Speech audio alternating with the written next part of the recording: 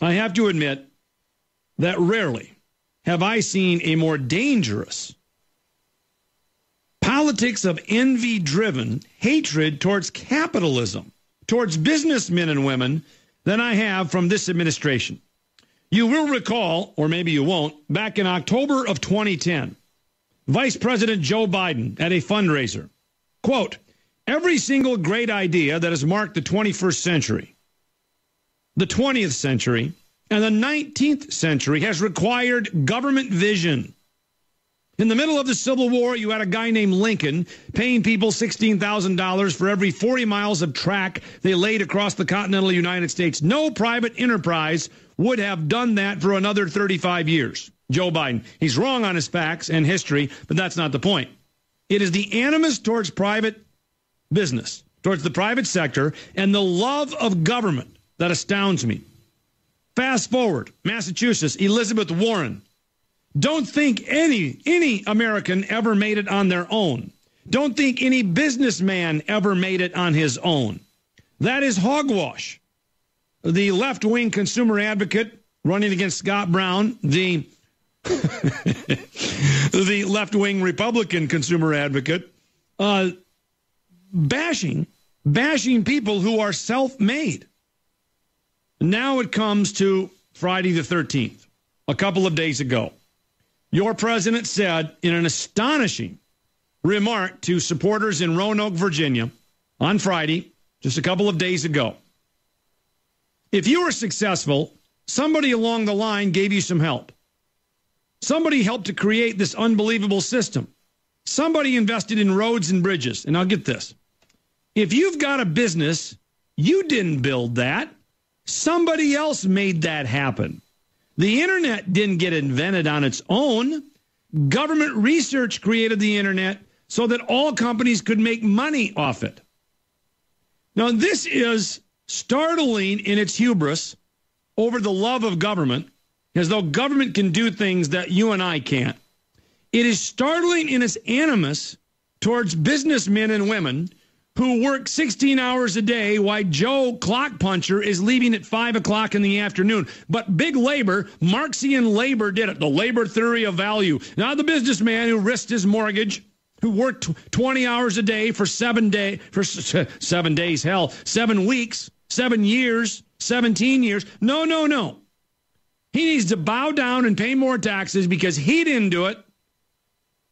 You didn't build that. Somebody else did. It must have been the unions. It must have been government. This is so much crap, I can hardly take it. I grew up in a small business family. We were not wealthy. We had one vacation a year. My dad worked every Sunday my entire childhood, only so he could possibly retire without becoming a ward of the state. And we're not giving enough. The small business is not giving enough, and he didn't build his own business. She didn't build her own enterprise. This is anti-American at its core.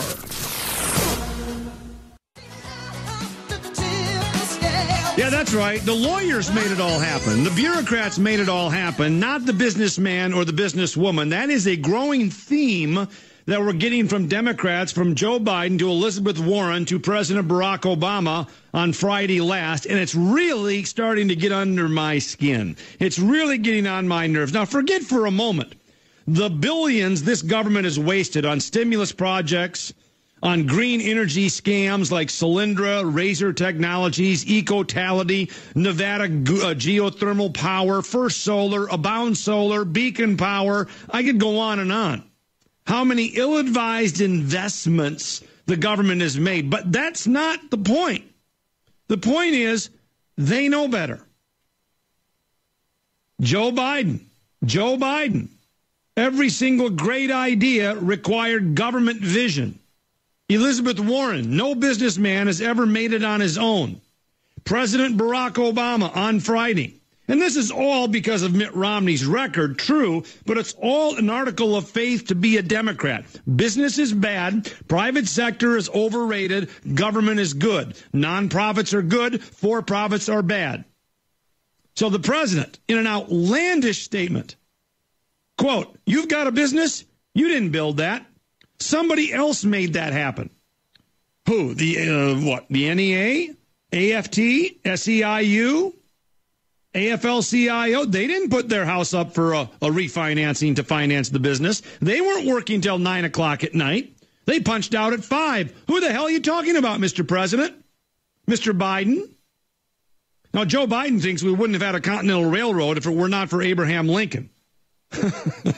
There's a great book out there by Burton Folsom, and it's called The Myth of the Robber Barons. And he talks about comparing the profitable transcontinental railroads with the unprofitable ones. And surprise, surprise, the profitable ones that stayed in business were the ones like James J. Hill was plotting from St. Paul to Seattle with no federal aid whatsoever.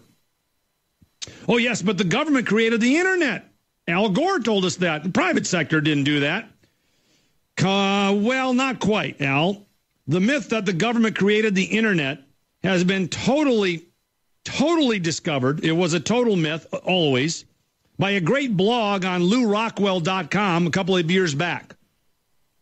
Go blog or go Google the myth that government created the internet, LouRockwell.com, and you'll see that IBM, AT&T, all were into computers, heavily invested, with computers talking to one another as early as the late 1950s, long before the government got involved. And by the way, the only time the internet took off was when the government got out and commercial incentive took hold. I am so sick and tired of this revisionist history that businessmen and women are not self-made people. The president says there are a lot of wealthy, successful Americans who agree with me because they want to give something back. They know they didn't. Look, if you've been successful, you didn't get there on your own. You didn't get there on your own. I'm always struck by people who think, well, it must be because I was just so smart. But there are a lot of smart people out there. Well, it must be because I worked harder than everybody else. Let me tell you something. There are a whole bunch of hardworking people out there. Now, let me dissect the president's comments here. The fact is, Steve Jobs was smarter than most people. Anybody want to dispute that? But not according to the president. No. His workers were just as smart. How about this? The fact is, other people work just as hard as businessmen and women. Really? Well, unlike my father, I didn't see our employees staying at work until 10 or 11 at night. I didn't see their kids sitting at home watching television on a few nights like I was, waiting for my dad to get home, or asking if I could go to work with my dad on Sunday. No, I'm not going to give you the old, oh, woe is me. We had a very nice childhood, but we were not wealthy. All of the money that our small business made was poured back into the business so that my father could retire without becoming a ward on the state. He retired and then he died in quick order. That's the life of a small businessman. And yet they're being demonized as being arrogant for saying they did it on their own. Are all those union workers working past 5 o'clock? They're doing their shift and they're getting the hell out of there to get on the lake on their boat. And then they're demanding they have a pay scale similar to the guy that's got the risk involved. The president said on Friday, if you were successful, somebody along the line gave you some help. There was a great teacher somewhere in your life. Who in the hell's paying the teacher's salary? Don't give me this crap about somebody giving a businessman something, giving the entrepreneur something. Nobody gave him or her a damn thing other than that of what she already contracted to pay, or his parents paid for his education. Is the government education free? You've got no property tax bill. There's no teachers union getting summers off and a great retirement package. All that's a myth. It's all free. We shouldn't be upset because we got that for free. Do these people think we're stupid? The internet didn't get invented on its own. No, the private sector did.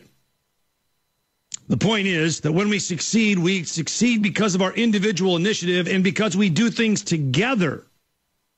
I mean, we don't fight fires on our own. No, we pay somebody to fight fires. I'm not getting a free gift from the fire department, the police department, the government workers. Look at my tax bill, for the love of all things sacred. Why is that free? It's not free. The president Mr. Biden, Ms. Warren, and every liberal kook out there confuses a market economy where you change or trade in an exchange and barter for services. That somehow is tantamount to the government giving us something free. If I'm a businessman and I hire somebody to build a building for me, why, I guess I got that building for free. No, I paid for it. Well, I guess everything government came my way was free. No, I paid for it. Of course, businessmen and women made it on their own. Somebody give them the business? Nope. They built it. They built it by working harder. They built it by working longer. They built it by taking a risk. They built it because they had vision, and they built it because in many cases they were smarter. Steve Jobs comes to mind. If the government could do this, why didn't the government create the iPhone? Why didn't the government make the internet commercially viable? Why didn't the government do any of this? Instead, they were busy in Lindra, in the bridge to nowhere, in every boondoggle that has given us a $4 trillion federal budget and $1.5 trillion deficit. This is a bunch of garbage. It is anti-business, anti-free market, anti-businessman and woman. It is the politics of envy on steroids, and that's why this election is so important.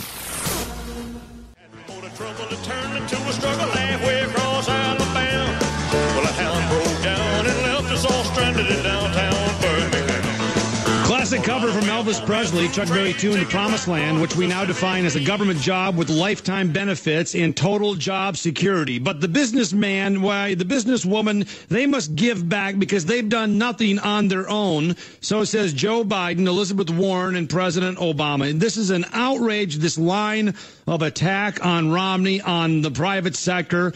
It is a full-throated assault on the engine of economic growth, the small businessman and woman, and to deny that these people are self-made is to deny reality.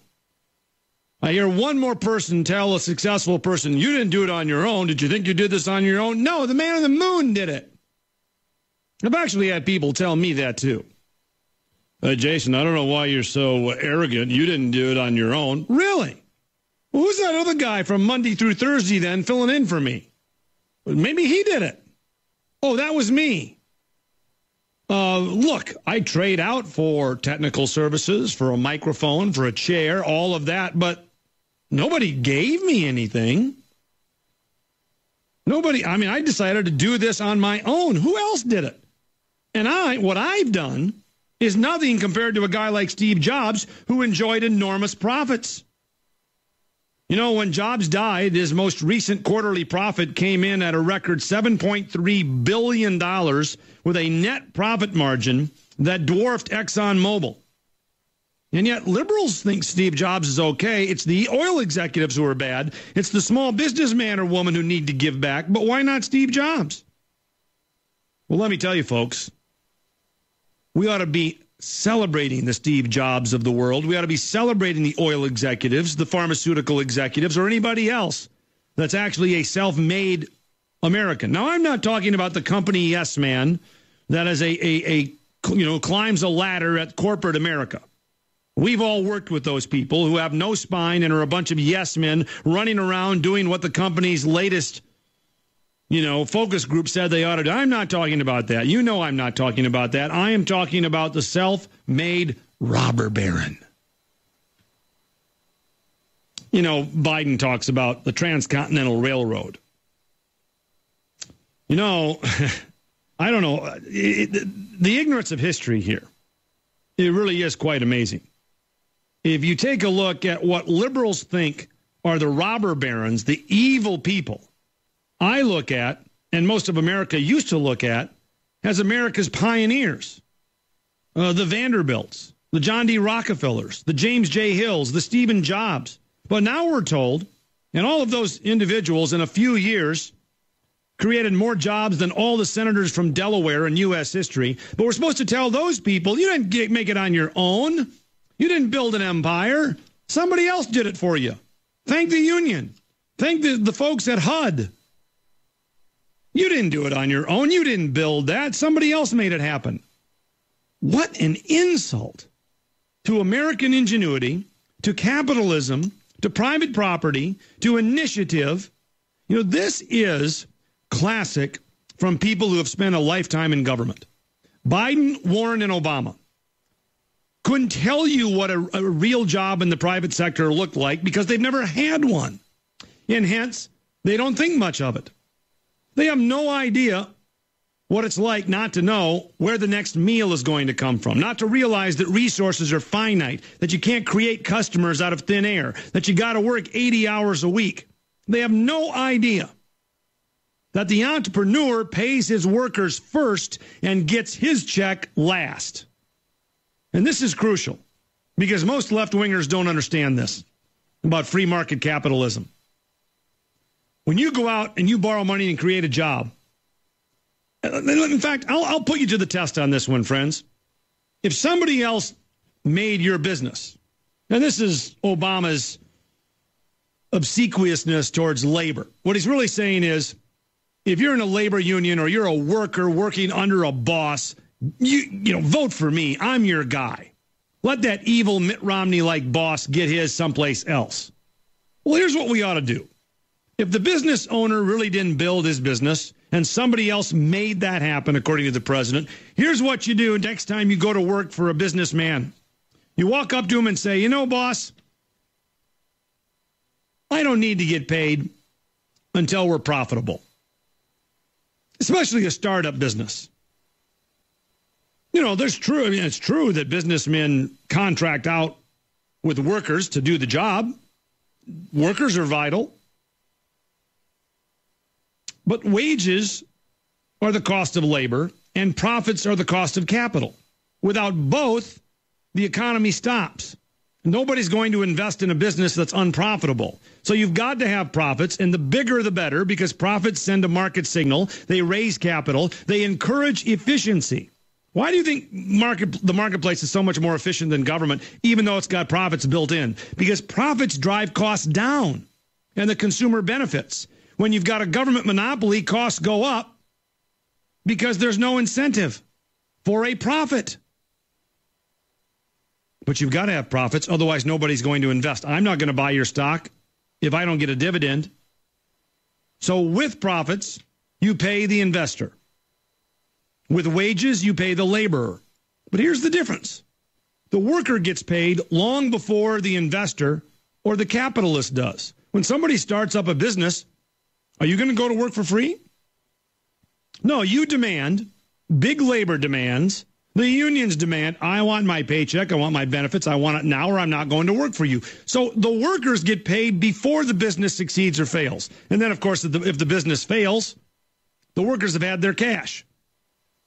That greedy businessman is out a lifetime's worth of work, of savings, a mortgage. And yet they're supposed to apologize to the government for not being grateful. I come from a family that ran a small business. My granddad started it. My dad had it. I ran it for a while until state of Iowa decided to build a freeway through our warehouse. Cost our hometown 35 jobs. Taught me a thing or two about eminent domain. But I can tell you something. We didn't belong to a country club. In fact, people would come to our business and work until they got an offer from the union hall down the street. We'd train them, and then they'd go work for the union. There were people that left our place of employment, made more money than my dad did running the company. Oh, did I mention he worked 65 hours a week for 30 years, and then he died? But no, somebody else built his business. No, don't go there with me. This is where I draw the line. This is where the difference between the greedy, ungrateful, left-wing socialists who live like parasites off of government, that's where they belong, and the rest of America understands that without somebody taking a risk, working longer than somebody else, and in some cases having more talent, the world stops. The inventions stop. Prosperity stops. Joe Biden could not feed an anthill. He couldn't produce jack. He's a blowhard with a government job. And for him and a community organizer and a left-wing consumer advocate in Massachusetts to dare to condemn the engine of economic growth and prosperity and the American dream is more than I can stomach. And it is immoral.